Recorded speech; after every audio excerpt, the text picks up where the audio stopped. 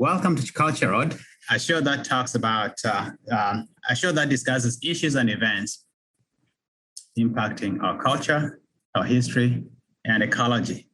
So today we have Angela, of course, my co-host, and Phil will be joining us in due course. But we have a great guest today, Lucia Green-Weiskel. I don't know whether I'm pronouncing the last name very well, Weiskel. And is that right? Yeah, Green-Weiskel.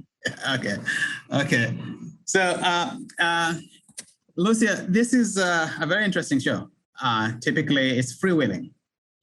It's just a conversation. No, it's not meant to be hard charging, but we discussed very important issues. And for today, we decided that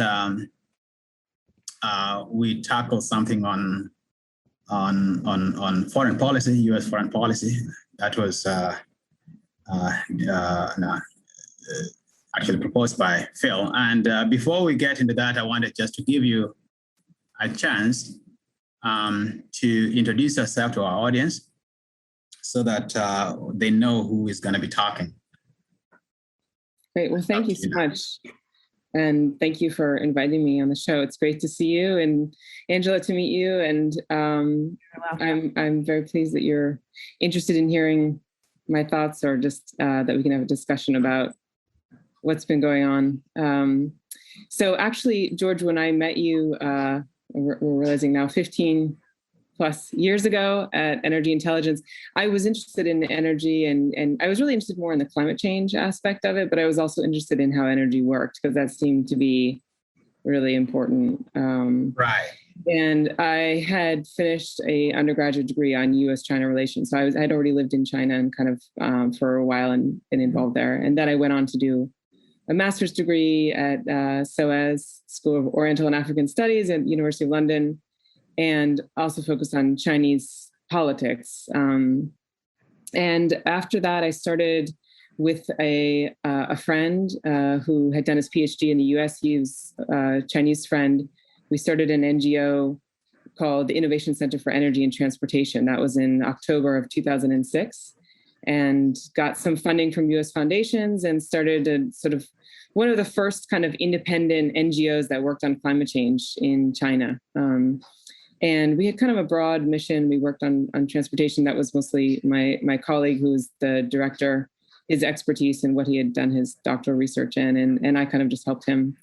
And then I was in New York and started a PhD. We did a lot of work with the UN, and so I was kind of a liaison to the UN based in New York, and particularly focusing on the UN Framework Convention on Climate Change, the series of talks, the COPs, on climate change. So that was kind of a big part of our work, was what we did at the COPs, and did my PhD at the same time in international relations, hoping to teach about China and climate change. And now I live in Vermont, and I teach at Northern Vermont University, and teach many different topics, actually, in political science. I'm wondering why you chose Vermont, because what I know most about Vermont is how environmentally conscious the state is. Yes. First of all, of course, because you're in the middle of the woods, right? I'm in the middle of the woods and the field, the pastures, the cow pastures of Vermont. Yeah, I mean, I had, young children. That was probably the main reason for moving out of the city. Okay. And my husband is from here, so those were personal reasons. But I think, this is a very interesting part of the country, in that, the students that I teach tend to be, low, kind of lower in the socioeconomic class. And they were kind of the group of people who were susceptible to some of like the Trump politics, and this felt like this opportunity to kind of bring kind of an international perspective, as someone who also can kind of talk the local talk, but also let people know about the world, and not just this small kind of Vermont-centric world. So that felt like an opportunity, and also a calling, and so I took the job teaching here. Yeah, but by the way, just to let you know, Vermont Law School has a very good program in environmental law. Oh, it does. Just, yeah, terrific. Just saying, they could use a little bit of your expertise. Yeah, I've done a few guest lectures there, and then also they're also involved in the COPs, and so I've been, indirectly in contact with them. There's a couple of other NGOs in Vermont that have done great work, and Vermont is an example of a state that's doing really great stuff on the environment. There's no fossil fuels that come out of Vermont, so the energy that's generated is 100% renewable. We have a wind installation in the Northeast Kingdom that actually, last I heard, had sort of saturated the grid with renewable energy. We still have a big transportation problem. A lot of emissions in the state come from transportation. There's virtually no public transportation. Everybody lives in kind of these isolated small towns. So that's one problem that we have. Well, that's going to be about carbon footprint.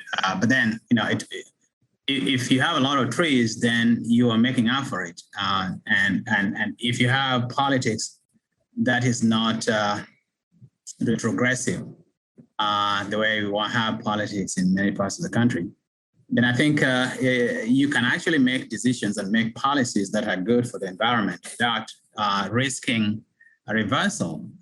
So whether you have Republicans, and I know you have a Republican governor right now, we do, yeah. Or you have a Democratic governor, or you have an independent governor, it does not matter. What matters is that everybody is pulling towards the same goal.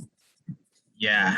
So interesting that, based on your background, our podcast is one that contextualizes everything that we talk about, and we try to bring in, the history, how it relates to our culture, which is now our selling point. And in this case, you have somebody who has lived in China. Sorry, that's not China. I say that because today we had the centennial celebration of the Chinese Communist Party, and China's leader, his name is Xi Jinping, and I think he issued a challenge today saying that he will crack the skulls of those who think that they can block China from marching forward in its attempt to be a global power, but both economically, which we already know, but also militarily. And so in terms of foreign policy, things are happening. Things are happening that are different from what they have been over the last 4 years. I'm going to give a chance to Angela just to start us off. What do you think is going on around you in terms of how do people that think of foreign policy, U.S. foreign policy? Do they engage with the country's relations with other nations? That's actually a great question and conversation starter, because I think for the most part, and it could probably be said about people from other countries as well, but I think particularly here in the States, we are centered on that we are just a global power. Like, we're amazing. We're the best at everything. We're just awesome. However, for the very few people that keep in the know about what's going on around the world, the different policies and everything, we see the various holes that are within our system and how it's affecting us within the States, but our relationships with other countries as well. I think for myself and friends and colleagues that have traveled the world and seen other places, we're very aware, being back stateside, of our relationships and how our past president messed a whole lot of stuff up. But for the most part, the current administration is now trying to mend a lot of those relations, because they were destroyed due to a lot of policies and changes that President Trump was implementing within the system that would affect just our standing within the states. And I think that a lot of things that are now happening and has been happening throughout the states and with our policies and different things within our country, a lot of people are blinded to because they have the image that America is amazing, it's great, and it's never going to fall. But there's a lot of holes within that belief system.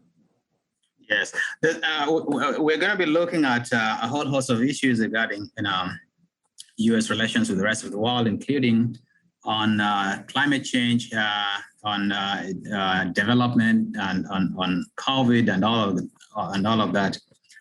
But you've touched on something very interesting, because we always there's a very big complexity within the U.S.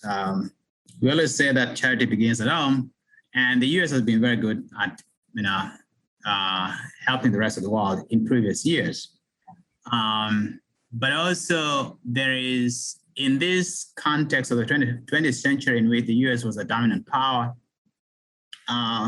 there was a little bit of the notion that everything happening in the US was good. And that, as whether it is true or not, what it does also is that it blinds people to some of the things that you could improve on, and so it kind of that blinding of people manifested itself a lot in the last 4 years when Trump came in, and people thought that the U.S., at least the Americans of his persuasion, thought that the U.S. had been wasting money abroad, without realizing that there is a currency the U.S. has been carrying outside of the U.S. in foreign countries. And that currency is very easy to destroy, but very difficult to build. Mm-hmm. And I have had myself talk with people how much the U.S. gains just by being looked at as a good nation. The very fact that your award carries a lot of weight, that when you go to an international forum like the UN, people just want to help you. But by being generous, it's not that you're losing much. So that is one thing that has not been, I think, as people have not focused on. Now, yesterday, Putin talked about the fact that the U.S. is a power in decline, and so he was giving his warning, just as today, President Xi of China was saying that China won't allow itself to be bullied or enslaved or even pushed over by other foreign powers. Of course, I think he was talking about the U.S. Right. And that he'll be able to crack people's head. That was a very interesting way to put it. But that comes on the backdrop of of what I think is a seismic change in terms of how the U.S. is supposed to be dealing with its allies and its foes. And so it reminds us of a couple of weeks ago when Biden went to Europe to affirm that friendship that had been frayed during Trump's time.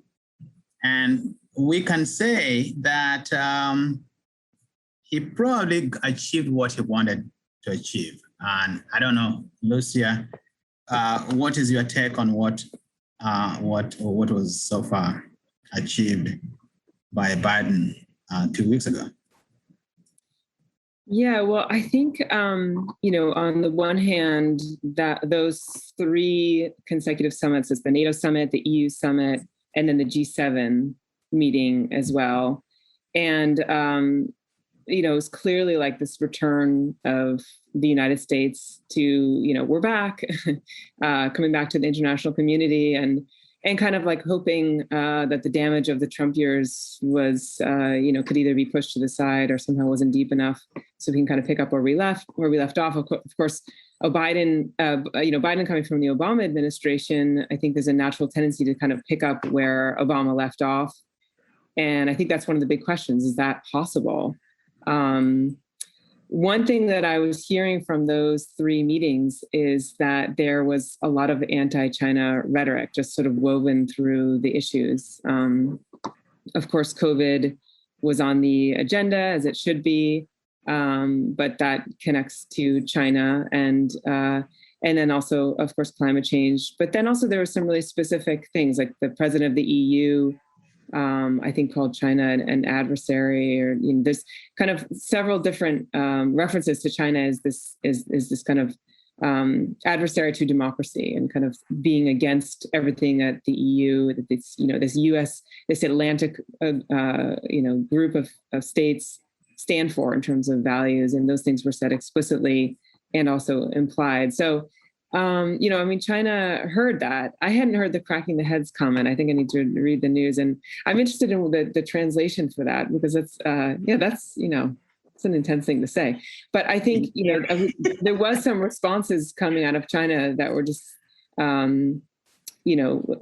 I think China feels maybe a little bit ganged up on by this. I don't know how that will play out in terms of U.S.-China relations. I think Biden really needs to find a way to cooperate with China. There's a lot of anti-China sentiment in the U.S. Trump really stirred it up, but it's taken on a life of its own. The U.S. is in huge economic problems, and a lot of people are pointing the finger at China to blame for the loss of their jobs, the kind of hollowing out of America's manufacturing sector. And actually, some of that is legitimate, but also a lot of that isn't legitimate. I think America has its own problems. Like it's mismanaged its domestic affairs. Yes. COVID aside, that's compounded things, I think, but it's a little bit of a scapegoat to just sort of blame China.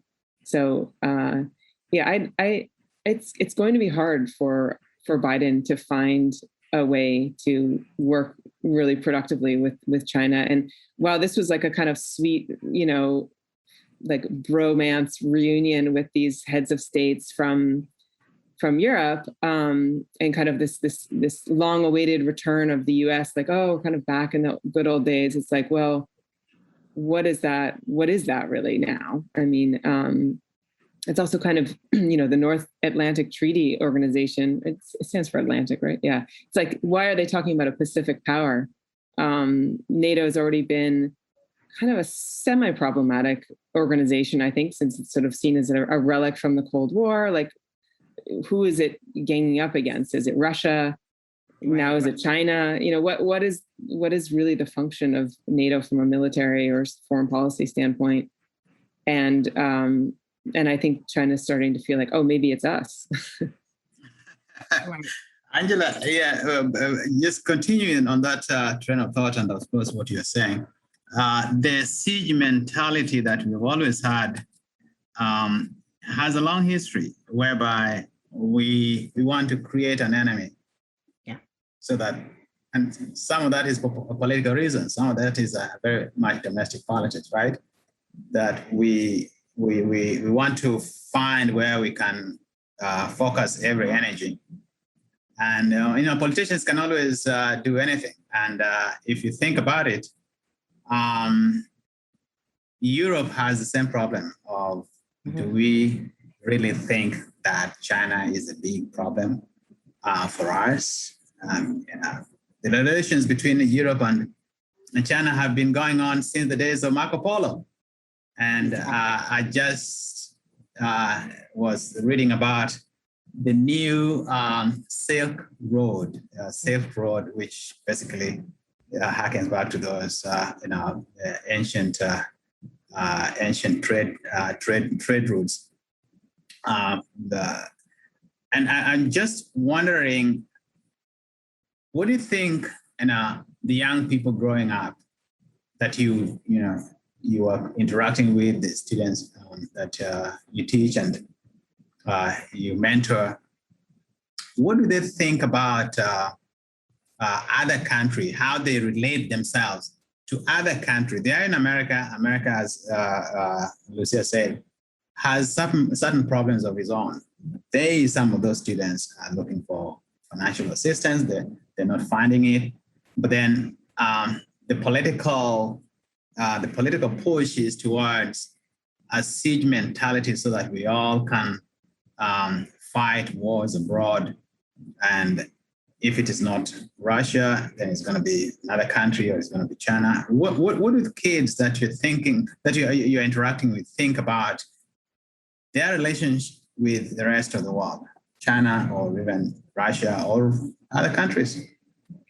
The students that I deal with, because I'm working with the demographic of about 14 to 25, so adolescents to young adults for the most part.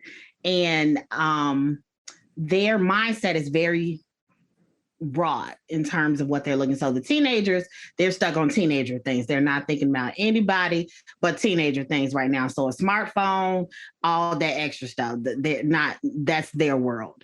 Whereas you have the much older ones that are about to enter college or even coming out of college, their mindset is like completely turned upside down because of the traditional way of thinking and how they were taught to believe, like, I have to get a job, I have to go work for a company. A lot of them are so disillusioned with all of that, what their parents have taught them, and they are just like rebelling against the system. Like, I'm about to be my own boss, I'm about to start my own business, I'm about to be a YouTube influencer, but that's another conversation for another time. But the feelings about what has been taught within their education system, a lot of them are starting to see the cover being pulled off. And especially with those that were through the years of Trump, a lot of the young people have like really started voicing their opinions and saying that, no, this is wrong, this is happening, and have started to educate themselves a lot more on foreign policies, on things, because we do have more access to the internet and are able to read and rightly divide certain things. So a lot of them are more educated than I was at their age. And even the NBA people, they have a huge following in China. Yeah, they're starting to realize that the stuff that we were taught in the past, and because we now have access, like I said, to the internet, and then also there are before COVID, we had a lot more students, international students that were coming in and sitting in on the classes and are able to provide their perspective of what's actually happening in their countries.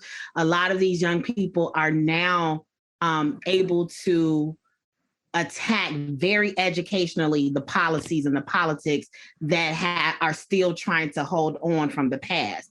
And in order for us to like move forward and embrace environmental change, climate change, all of that stuff, a lot of the young people are now pushing up against the old systems, and I love it. I'm love seeing what's happening. So I really have a lot of hope for the future, but I know it's going to be a long haul because they are kicking up against some very, very, very old traditions within America. And these young people are seeing that the country is falling, is being taken apart from the inside. But I think it's a lot of our older generations, our baby boomers and stuff, who still want to hold on to that mindset, the tradition of like, it was good for us. No, it's not working. It's really not working. So that's actually that may be happening in China as well, because I think the Chinese kids are very mobile, very global, and a number of them are very much into human rights issues. Yeah. They are educated not just on what China itself is doing or not doing, but also on what other countries, particularly the United States, is doing and not doing. Those contradictions are becoming very apparent to them. And even though Xi Jinping is talking about rallying his country against foreign influences, I'm not so sure. I don't know. I may be wrong. But going forward, whether he is going to be able to have full control of his young people, who should, who are basically the leaders of tomorrow. So interesting to talk about that. I don't know, having lived in China, Lucia, how do their kids, or say their youth, the young people, how do they look at the rest of the world? That's a really good question. Because of COVID, I haven't been to China, now I feel a little out of touch. I haven't been there for a couple of years. But I think, one thing that always strikes me about the youth of China versus the youth of America, and this is particularly has to do with environmental policy, is that there's this incredible sense of hopefulness when you go to China. There's a sense of a future and trust in the government largely, this feeling that things are going in it fast and in a good direction, more or less. And in the US, I recognize a lot of what Angela was just saying and feel like I've seen that in some of my students as well. And, just more generally in this country, there's kind of a bleakness about the future that contrasts, the security of this sort of boomer generation. And there's a disconnect there that's been incredibly problematic and really hasn't been solved at all. And so I think a lot of young people feel, I think it's hard to generalize because there's very different, different categories of people, but I know the students that I have here really feel the kind of pinch on their economic possibilities. And that's affecting their worldview. I think they do think, America is great and China is basically a hostile nation that is positioned to, undermine the US and that's a bad thing. But I worked with a colleague now almost 7 or 8 years ago in China who did some interesting research actually on the views of young people and basically found that in China, young people felt like when they're working for the environment or they're doing either it's everything from cleaning up litter on the side of the road to promoting, low carbon policies for transportation and, vehicle emission standards for cars and trucks to any sort of environmental or beautification campaign, that was seen as patriotic and being in the same current as the government, with the government. We're doing this in support of this is part of our love for our country, is that we want to take care of it and we want to ensure its sustainability and long-term survival. Whereas in the US, when you talk to young students who call themselves environmentalists, they characterize their relationship with their government in Washington as antagonistic, that they're basically, they need to be either watchdogs against the government or they need to kind of sort of break down this government corruption or this close tie between politicians and industry lobbyists, the oil industry and things like that, that there's this kind of deep-seated anti-environmental stance in the government that needs to be torn down in order to kind of have so they kind of see it as anti-patriotic. So those are really the inverse of each other in kind of an interesting way. But, I don't know. I think in a lot of things have happened in the last year. I mean, COVID, I think, has really changed things. For the most part, I think, China recovered so quickly. It was really affirmed China's political organization. It was wow, they did that really well. I mean, I know there's lots of problems too, and the World Health Organization and the hiding information, blah, blah, blah. But I think the impression that one has, and I was in touch with all my colleagues in Beijing through the COVID crisis, was basically our government has our back, and we're we don't know what's going. We can't even get masks. I had friends from China who were do you want me to send you masks? You need help. And that's a real reversal. I mean, Americans aren't used to being on the side of charity, right? That's not our identity in the world. So that was kind of interesting. But then also look at what's going on in Hong Kong and kind of the really intense, mostly youth-driven protests there about political freedoms and civil liberties, and to what extent that will gain some traction with mainland China youth is I don't really know.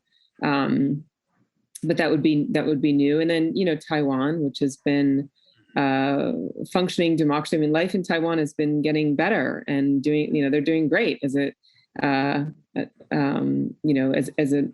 region.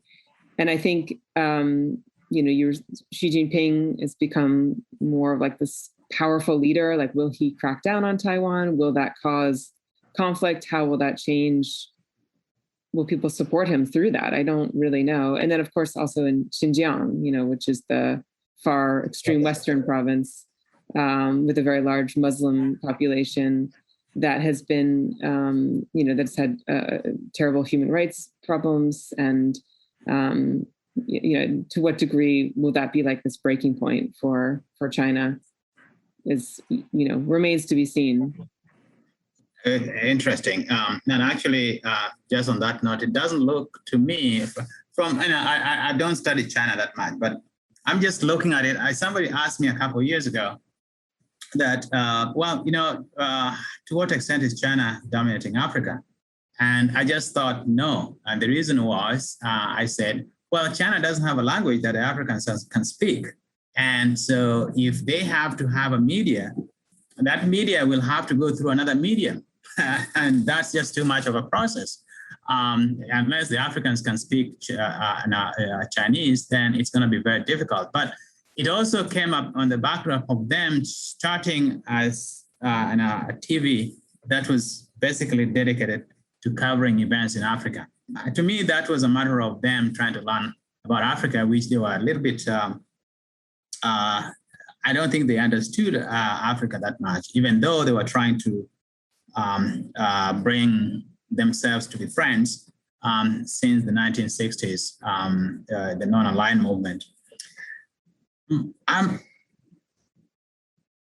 thinking that if you have a country where two main islands are not willing to be part of you, they have developed a culture of, say, democratic rights that they adhere to. They have a language or languages, like in Hong Kong, everything is in English, that they think is better, and that while they are Chinese, culturally, or rather ethnically, they think that culturally they moved beyond China. And then you have this conflict, very internal conflict, which is religious, against the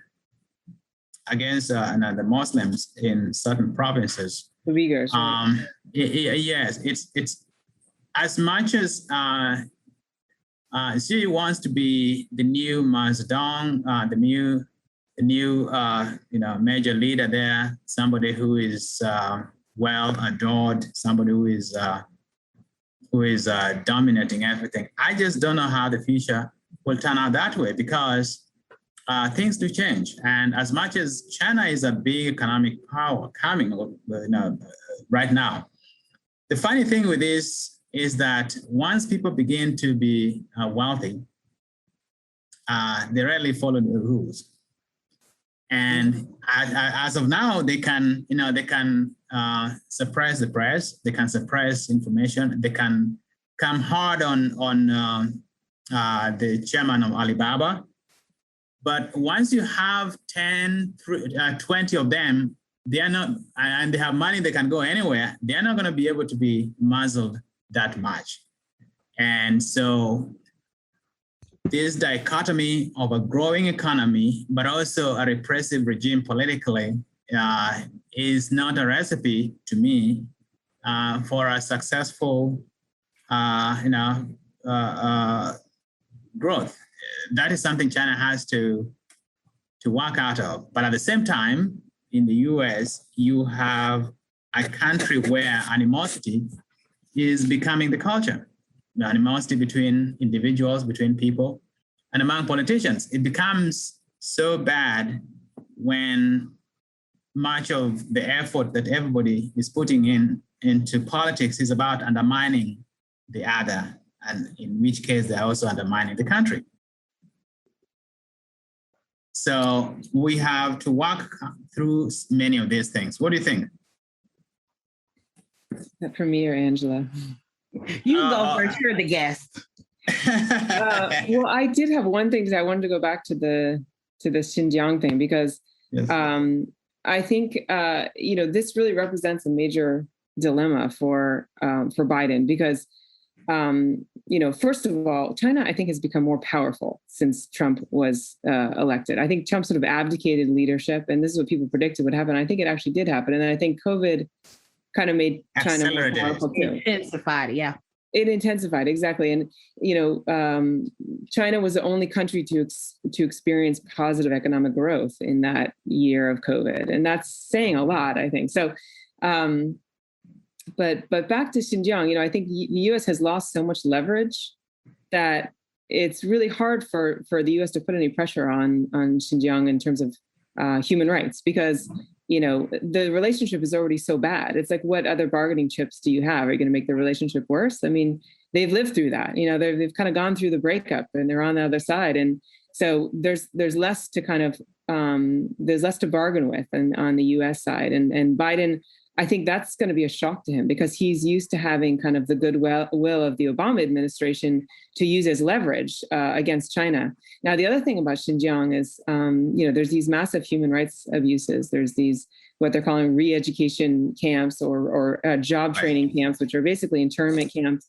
There's a lot that we don't know, but there's some that we do know. And it does seem to be pretty horrible. And there's a lot of forced labor and slave labor and manufacturing of, there's been boycotts of companies like H&M and Nike because they're getting cotton that comes from Xinjiang. And then also a lot of polysilicon comes from Xinjiang. So now, this complicates Biden's climate change position because solar panels, now have blood on them, right? Because they're coming from. So this is that, he can't even like solar panels anymore. But then, I go back to what I was saying before about, the U.S. really needs to kind of pay attention to its own house before it criticizes China, because the U.S. also has a huge problem of human rights and mass incarceration, police brutality, and other issues. So it's not like we can kind of go pointing our fingers at China as if we're this beacon on the hill, the city on the hill image. I mean, there's that really weakens the U.S.'s leverage on China, and I think it's hard to bluff that more and more. The presidents have tried. It's like, it's hard. Yeah, and I also think that with, to go to your point, COVID, put everything on the table, put a whole spotlight on the United States and how they handle things. And like you said, Biden will not have anything to leverage at all. Because, the visuals that came out of the centers at the borders, the police brutality incidents that happened during COVID, we all should have been in the house, but people were still getting shot. That's ridiculous. So all of the stuff that has been happening within the states in COVID has really been put on the stage. And America, as much as, they want to believe that we're, going to forever and always remain a superpower, is dismantling. It is being broken up from the inside. And a lot of people don't want to see that. A lot of people don't want to own up to it, but we are tearing ourselves up from the inside. Right. Yeah, definitely. And also, sorry. No, June 6th. Hearing that comment, just, I totally agree and feel like that's a really important point. And just that COVID really exposed the kind of tattered social, safety net of this country, and particularly, this idea of the essential workers and that they were sort of still exposed and not protected. The vulnerability of people, the fact that the people who were in the higher economic classes could just be like, okay, cool, I'll just work on Zoom and stay home, and I can afford childcare, and then the lower portion of the more economically vulnerable, we're just we have nothing here. We can't, our kids can't go to school. We're losing our jobs. Our homes are falling apart. and many of them had to work through COVID and really risk their lives, and many of them died, because of that. So Right. I think, it was almost like a sacrificial class in a way, that we just, the whole world just saw. And I think that's, that doesn't make America look good. And it makes China look good because, they didn't a lot better. Yeah, I mean, and not to gloss over China, because China has, obviously major problems, and they also hide a lot of their problems. But that was an issue that I think the U.S. it's a real blemish for this country. Yeah, COVID exposed. You're right. COVID exposed a lot of things. One of which is the inadequacy of the United States to deal with major issues. But also, it allowed us to see how much autocrats were bad in management all around the world. Perhaps you could say that China is the only one that came out of it without, the only where autocracy is still the rule, that came out of it without looking very competent insofar as they're dealing with emergencies like this. Interestingly, that China came up with a vaccine which was approved by the WHO, and they were trying to use this for diplomacy to distribute it around the world. The problem, of course, is that nobody took it, and so we still have Western medicine dominating. So that's an issue that China has to deal with. China has one good thing going for it, that when they decide to do something, they will do something. When they have a politics or a political system that builds around big ideas and, of course, one person or two people or a few, without a lot of debate, the problem is that I see going forward is that if there is no internal mechanism for dissent, then the same way we are having this rebellion and silly dispute within the United States, the same way that China is going to have it, because it's so difficult to just rely on muzzling of the people to go.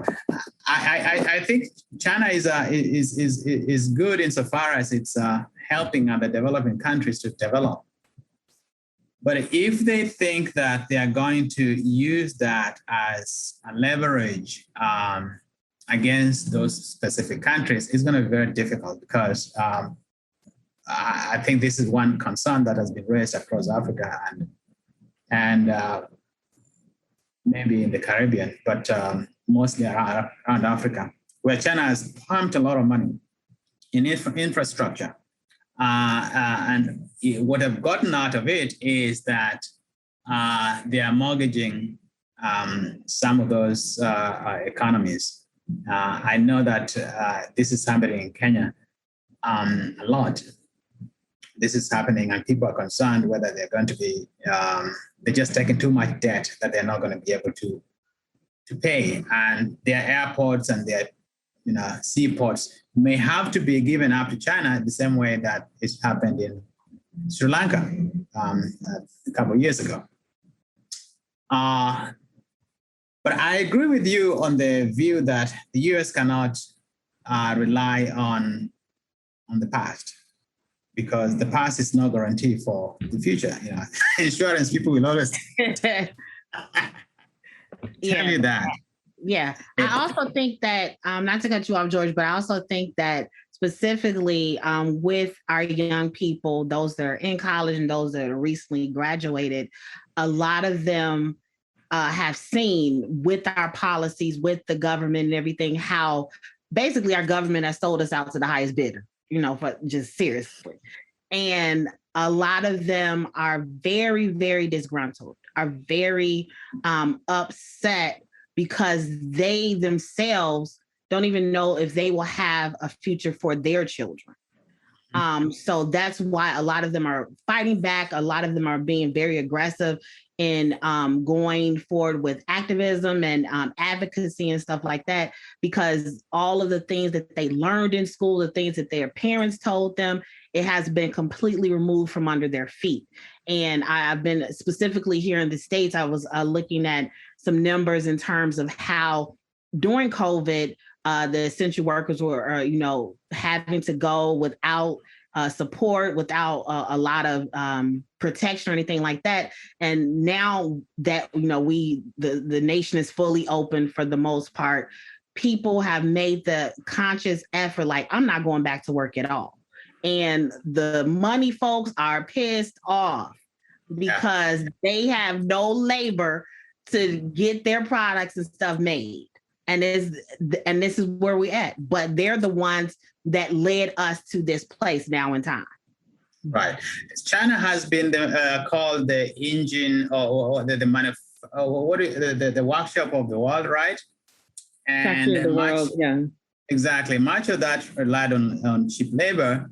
And in Biden's new push, there is this idea that, of course, labor is, I don't know whether labor is becoming strong in the United States. It's not, because even though you have a new administration that supports labor, the politics that has been going on over the last couple of years have really chipped labor to the bare bones, so that labor is no longer very strong, and the labor rights that the Biden is trying to enforce against China, I don't know how much it may work. But the interesting thing that COVID brought about was the change in how we look at the world, how we look at workforce.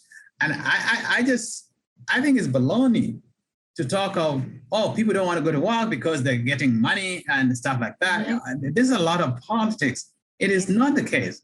The problem is that you have a labor sector that is so wired in the past. And we're not talking about 15 years ago. We're talking about 10, 20 years ago, in which labor became so cheap. People were being fleeced because the very rich were getting a lot of money. Productivity was high, returns were high, but labor costs got low, which basically was a shift, not just in power, but in economics from the poor to the rich. Yeah. And now you're trying to get Chinese labor, which has traditionally been so weak, so cheap, to improve. Because only then can you have a balance of trade that is fair to both sides.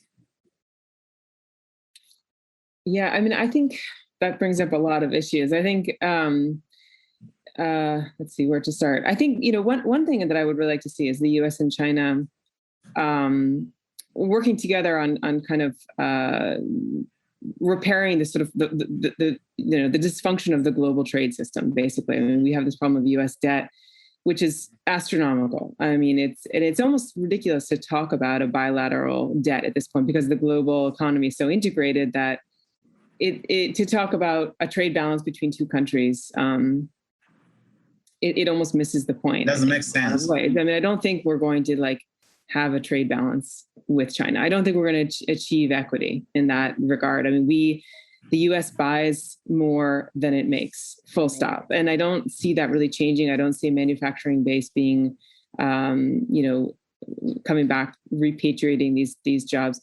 Now, the thing that's also happening to keep, we have to keep our eye on, is that China is also moving away from a manufacturing-based economy and more towards an economy that produces, or at least an export manufacturing, right? It's sort of, producing goods for a domestic market, and then also increasing it, growing its service sector. So that's going to change U.S.-China relations a lot, because one of the drivers of a positive U.S.-China relations has been, the economic benefits and kind of multinational corporations sort of driving a policy of cooperation with China and keeping relations open and positive. But that will change as China no longer is a a good place to be doing business, which I think is the direction that we're going in. But I mean, labor, I think, has lost its leverage in the US political system a long time ago. I think since free trade and global trade deals became on the agenda of both Republicans and Democrats, basically US labor was just sort of in the way and has been, appeased more or less for political reasons, but really hasn't had any power, exactly, at all. What, this is, I have to say this being from Vermont, I think actually one thing I've been keeping my eye on is Bernie Sanders' initiative to work on a global minimum wage. I don't know if you've heard about this at all, but that would be something that would really change the relationship between the US, US and China, and the US and the rest of the world, is that we would no longer be looking for these cheap labor markets to move our factories. And, another thing that goes with moving factories abroad is that you move the smokestacks with the factories. So the pollution goes to the other countries as well. And so there's kind of, power dynamics in that. And, all of those issues are involved. So that's something I've been kind of keeping my eye on. It does seem unrealistic, but it seems like it may surface discussions that are important about labor as a global issue and equity, and basically just the dysfunction of neoliberalism, which I think has left a lot of people high and dry, and more people are angry. I mean, I think even Trump supporters are angry. They just misdirected it because Trump didn't tell them the truth about why they were exactly right. There's something that I wanted to actually, I know we're about to wrap up, but there's something I wanted to touch on. And Angela, I think given your background, you probably understand this more than most in terms of religion. We in the Black community is very religious, and so as a lot more people come up, they become more and more into leadership, and you're having somebody like Kamala right there. Do you think that's going to be an issue insofar as trying to force China to respect the religious freedom of its citizens? I say this because where we are, one of my friends is Eric Bass, is a supporter of Guangdong, and actually, I actually kicked Eric out of my Facebook just because of that. Just because I think the Christian Chinese in I don't think there's a group of Christians who are Chinese, and they are in the United States, and they have a lot of money, and they have allied themselves with the conservatives. And the idea, of course, is that they're trying to fight China, which is fine. But the tactics they're using is undermining their own credibility within the United States. And that becomes very difficult for somebody like, who is fighting for religious freedom and an American politician to deal with. Are you going to be against that? If you're not, you can't be successful politically if the religious groups think that you are not fighting for them. But then they are themselves employing very bad tactics that perhaps are coming out of communist China. And I don't know how to approach this. So I guess I just wanted to get your view, Angela, regarding this. Is religious freedom such a big thing that could force a clash between the US and China? Before we even talk about religious freedom between America and China, there's a clash between the religious freedom here in the States, and that's tearing up the whole country. So let's stick to our neighborhood first. But what I think, and this is just me, I think what the challenge is and what people are neglecting to see before we start looking at the practice of, you worship this God, I worship this God, I pray to this God, or whatever have you, we're neglecting to see that we're all human. If you're not treating people as a human, yes, you're not even adhering to your own God's rules and regulations there. So you already off the block, seriously. But because here in America, we are disillusioned with the fact that, you know, the first people that came to America, they were, you know, Puritans, and they wanted to, you know, serve God and the right God and all this other stuff. They have this idea and romanticizes, and it is doctrinated within our education system. They don't know that the writers of the Constitution, the writers of, you know, all of our laws and stuff that we hold on, a lot of them didn't even believe in God. A lot of them had issues with God because they were struggling with their own things and asking a whole lot of questions, as, you know, happens throughout the changes of time.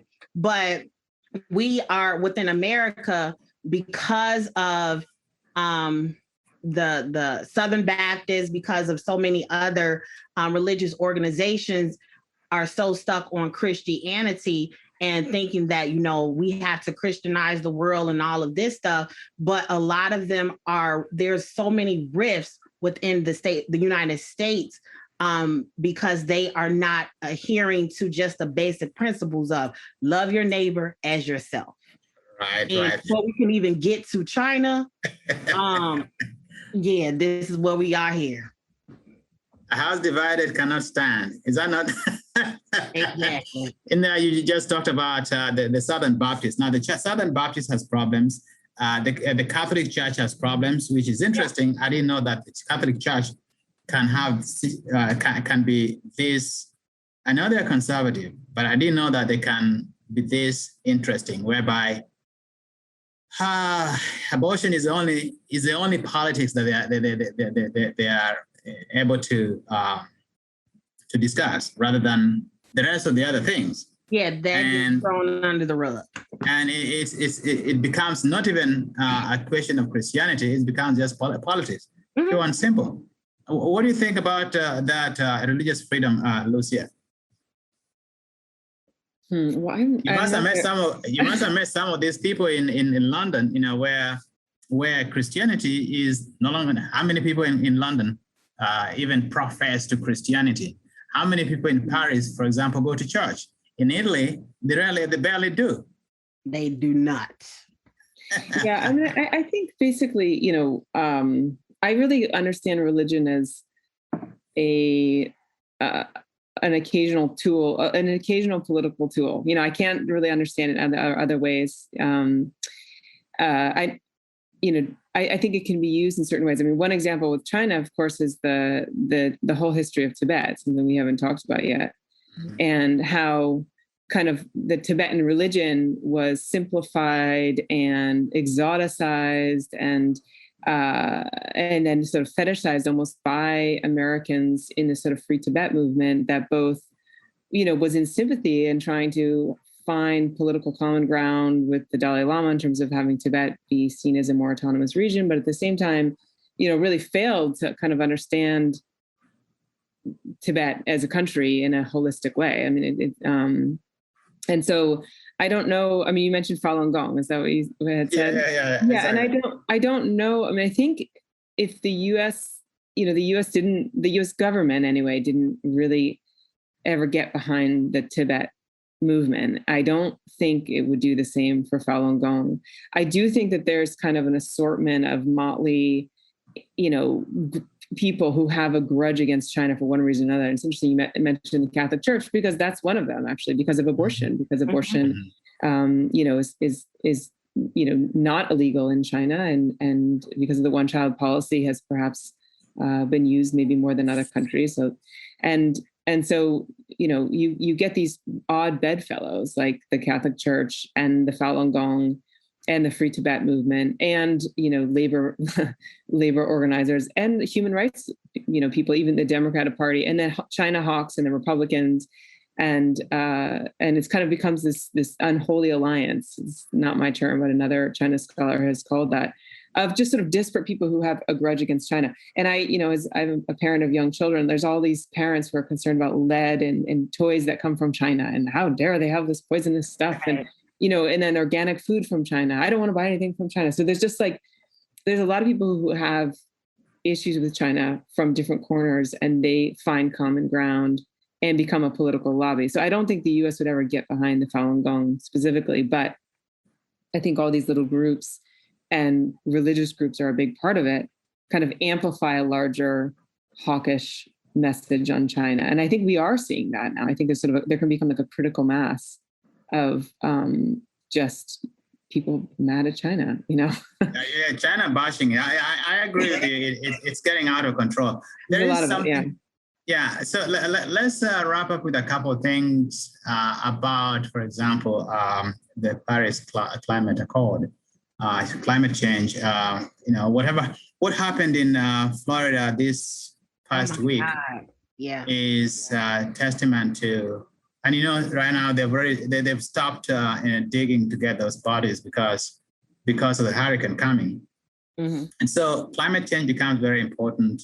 You talked about the fact that if we move factories to China, of course, which we have been trying to do for a long time now, and with all the manufacturing and all those things, what ends up happening is that China becomes more of a pollutant. It pollutes a lot. China has caught up with the US, perhaps in terms of their carbon footprint. But China is also in the middle of a discussion as to whether they should do a lot about that to cut down their emissions. But if they do that, that could affect the economic growth. And that's an issue that Europe does not have right now, because they've been a little bit better than the rest of the world insofar as they deal with their climate change. Biden came back and said, we're going to be part of Paris Accord. But that requires them to convince China that this is a good idea, and China will have to cut the same way as the West. I was looking at some data, and it was saying that China actually has done a lot, although you cannot often believe in the data that China brings about. But the US does not do as much as we speak. We talk a lot, but we don't do very much. And that is because of the lobby of the industry. Yeah, I think that's all true. And you're right that this week has been particularly terrifying in terms of climate change, the building collapse in Miami, and then also the temperatures in the West. Yes. All the records in the Arctic reaching over 100 degrees in Canada. And I think it's very urgent. And then we have the climate talks coming up in Glasgow in November. So I think Biden's kind of ramping up to do that. But, China, the relationship is very, it's difficult and it's complex. China has become the largest emitter of greenhouse gas emissions in the world, but on a per capita basis, it's still lower than the US, right? China has almost 5 times the population. Also, the US has a large historic contribution to greenhouse gas emissions, which dwarfs that of China. So, the atmosphere operates like a soup, and it doesn't differentiate between countries. So the fact that the US and Europe during their respective industrial revolutions, emitted all these pollutants, those are still up there, they're still up there. So China is now emitting more, but you have to kind of look at it with that perspective.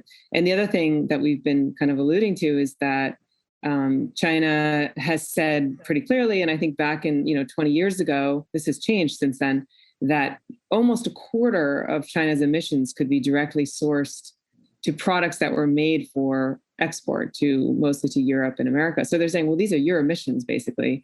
How do we count emissions? Does it mean, what emissions actually come out of our nation? Or is it, can my MacBook that was made in China that I'm using right now, like, does that the production of that go on my personal, as an American, my footprint? So that's something that gets debated at these UN climate talks. And I think that there's a lot of merit to it. This is, kind of these issues of climate justice, and kind of there's an ethical component to it. There's almost a philosophical component to it. It's like, who's responsible for this? and it gets at this deep question of like, how are we all connected as people? And, and again, we come to this conclusion when we look at climate change that like, hey guys, we're all in this together. Exactly. And it's matter, even if the US suddenly completely changes course and goes to 100% solar energy, not possible at all, but let's just say they do, we still would have a lot of the climate problems that we have if no other country acts, and same with China. So we're bound in this way. And of course, India and South Africa and the other, Indonesia, through deforestation is a large contributor. So Brazil. So we're all in it together. And we keep learning that again and again. And that I think needs to drive, there's little else driving cooperation. I think that's what's left on the table to kind of keep everybody in the same boat as we kind of, move towards the UN climate talks in November, in which Biden will probably go. I don't know if Xi Jinping will go or not.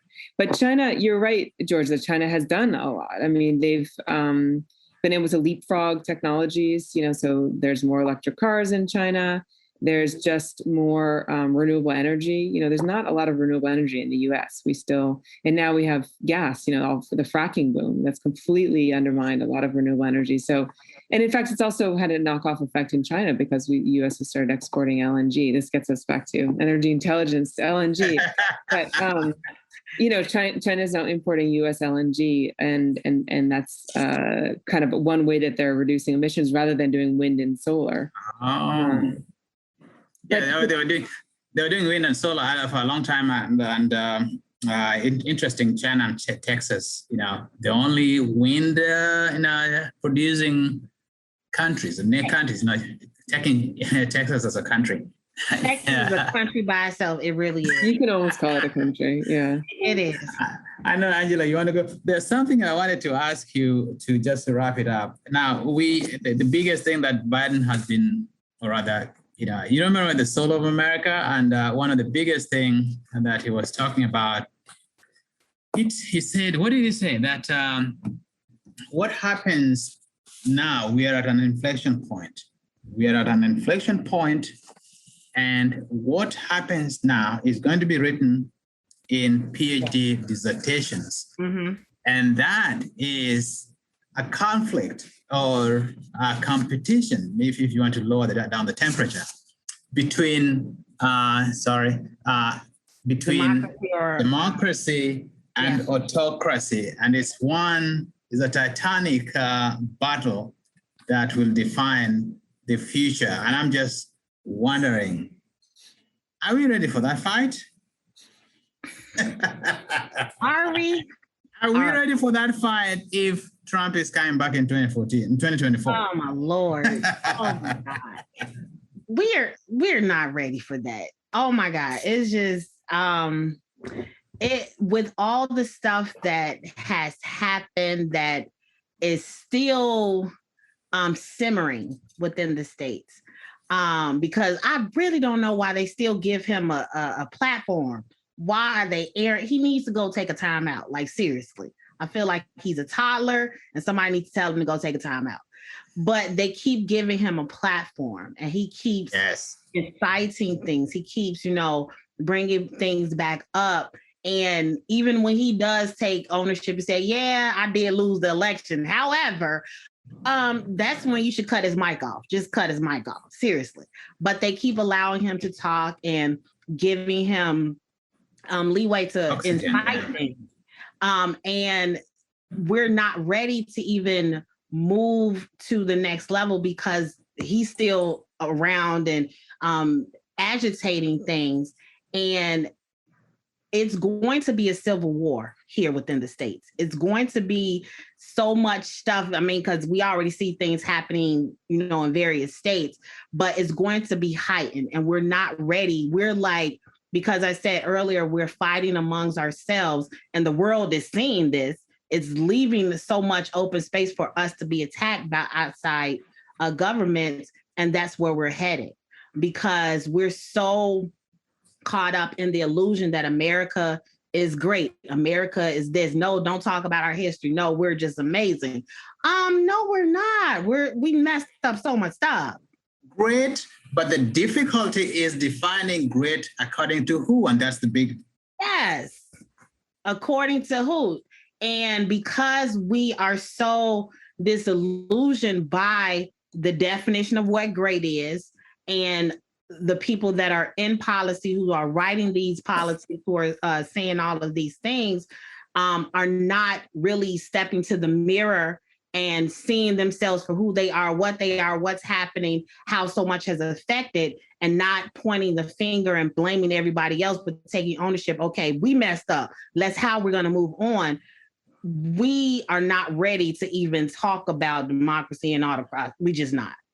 Because Lucia, wrap up for us. Wrap up for us. I completely agree. Angela. Yeah, I completely agree. And I kind of go back to what I was saying earlier, which is that, if we want to go into a fight of democracy versus autocracy, we need to get our own house in order first. And so that would mean dealing with the massive voter suppression issues that are going on across this country, cutting out voices of people, and also corruption from from industry lobbyists, the increased access that groups like ExxonMobil are able to have in terms of influencing the positions of our members of Congress and our president. And I think, that's where we need to start, is just those basic reforms, and get back to a place where we have our own democracy actually functioning as a democracy. Trump really damaged our political system in ways that we need to go back and carefully heal. And it's going to take a new kind of healing, a new kind of looking squarely at American, democracy, and kind of and trying to make this an actual democracy, and not just one that we kind of can show off to the world. Right. I think you're right. We are at a very precarious situation. I just heard today that Trump, after hearing that the Manhattan DA is going to charge his company and his accountant, but not himself, I hear that he's popping champagne and saying that on to 2024. I don't know how much we're going to stomach that, but he needs to be in a banker. And I have to say, this has been one of the best shows we've had. I want to thank you so much, Lucia. Of course, I want to thank you again, Angela. Phil never came, and we'll see him later. George, is there a second to say one more thing? Yes, go ahead. It's about Trump 2024, and China actually kind of ties this all together in a scarily perfect way. There's a great article by Peter Hessler in the New Yorker, one of the March issues of the New Yorker, about the sort of a factory in China that makes political banners. And he said that he feels he can predict the direction of American politics by what bumper stickers and pins and flags he's making. And right now they're making Trump 2024. Yeah. And it's kind of interesting how that, is connected. And they don't, just kind of the world is very small. But that chills my bones. That's really chilling. But the interesting thing is that it's chilling because it can be true. Because do you know the way that one of the issues that has been a problem in the United States is just the idea of making intelligence something stupid. That if you are smart, you are stupid, or because you don't know how to operate. And I say this because the voters themselves, you have to ask yourself, why would somebody vote for Trump? Right. And a lot of people did vote for him, 75 million people. And you're asking yourself, what did they see in this man? This man who has been sued just about by everybody. Everybody. But he holds something on. He has something that he holds on these people, seriously. The church is for him. Mm-hmm. The church is going, basically for him, because they're saying that he is protecting Jesus Christ. Okay. It doesn't make sense. And yet that is what we have fostered, a culture where thinking, independent, we talk about rights and freedoms, but independent thinking is also a little bit rare. Mm-hmm. Because, I mean, if you found these guys who stormed the Capitol on January 6th, what is it they're saying? Yeah. They listen to Trump and they listen to lies and they don't care. Yeah. Amazing. Thank you so much. And for everybody else, I hope you enjoyed this. I did, certainly. So Thank don't you. forget. Thank you so Yes. much. I really enjoyed talking with you both. It was really great. And I learned a lot from you. And Angela, I hope I could read your dissertation. It sounds really interesting. Yes, definitely. Definitely. It's an interesting dissertation, actually. You know, Angela, I learned a lot from you on that because I didn't know the difference between womanism and feminism. And I had to go and research. Yeah. When I asked you, I had to go and research. And that is true. Yes. Very much interesting. Yeah. So yeah. But yeah, Lucia, we'll connect again. We'll definitely connect again. I'd like to. Thanks. All right. Thank you so much. Okay. Don't forget to share, to subscribe, and to download our podcast. Until the week after next. Bye-bye.